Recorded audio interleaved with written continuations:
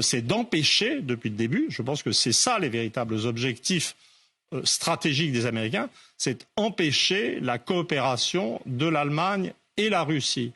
Au stade actuel, un rapprochement Allemagne-Russie, c'est la terreur des géopoliticiens américains.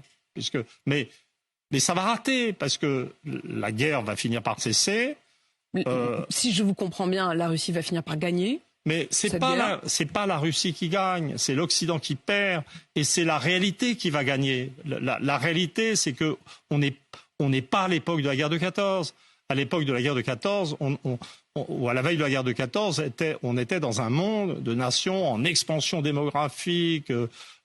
La puissance économique, industrielle et militaire jaillissait de partout, et tout le monde avait peur que son voisin soit plus rapide dans la croissance. Donc les Français avaient peur des Allemands, les Anglais avaient peur des Allemands, les Allemands avaient peur des Russes. Il y avait des ressources démographiques inépuisables, et ça a permis d'entretenir 2 guerres mondiales. Mais maintenant, ce qui caractérise le monde avancé, c'est le déficit démographique. Et pas du tout ce qu'on aura après.